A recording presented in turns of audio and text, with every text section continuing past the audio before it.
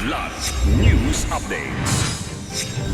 Sa ating mga balita, 5 bagong biktima ni Pastor Apollo Kibuloy nasa kustodiya ng PNP. Smuggled meat products nasamsam sa Parañaque City. 33 individual patay sa mga pagbaha sa Thailand. Ako po si Cesar Soriano, kasama ang buong puwersa ng Kidlat News Channel para ihatid ang mga nangunang balita sa buong kapuluan ngayon. 5 bagong biktima na umano'y ginahasa ni Kingdom of Jesus Christ o KOJC leader Pastor Apollo Kibuloy ang ngayon ay nasa kustodiya na ng Philippine National Police o PNP. Sa isang press briefing, ipinaliwanag ni PNP spokesperson Police Colonel Jean Fajardo na hindi pa sila maaaring magbigay ng mga detalye dahil masela ng kanilang ginagawang investigasyon.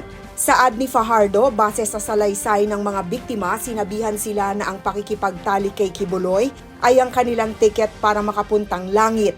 Pinagbantaan rin umano ang mga biktima na tutugisin sila kung sakaling kanilang ibunyag ang mga nangyaring sexual activities kasama ang pastor. Nanawagan din si Fajardo sa iba pa umanong biktima ni Kibuloy na lumapit sa PNP. Kanyang ipinangako na sila'y poprotektahan ng pamahalaan ng Pilipinas.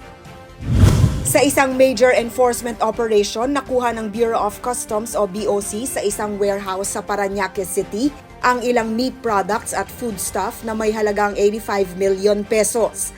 Sa inspeksyon, nakita ng mga operatiba ng customs ang malaking quantity ng frozen food products, kabilang ang duck, chicken at pork meat. Nadiskubre rin ang iba pang foodstuff. Lahat ng items may markang Chinese at iba pang foreign languages. Naglagay naman ng temporary padlocks and seals ang mga otoridad sa warehouse para matiyak na hindi ito makakalabas sa merkado. Hindi bababa sa 33 ang patay sa mga nangyaring matitinding pag-ulan at pagbaha sa Thailand. Ayon sa Thai officials, may naitalang 9 fatalities sa 2 northern provinces dahil sa pananalasa ng Typhoon Yagi. Unti-unti nang bumababa ang baha sa Chiang Rai Province, ngunit marami pa rin sa mga residente ang trap sa kanilang mga tahanan. Naglabas rin ng babala ang Office of National Water Resources ng Thailand sa 36 provinces na mag-ingat sa potential flash floods dahil sa matitinding pag-ulan. Para sa Kidlat News Updates, ako si Rosalyn Sinchonko, nag-uulat.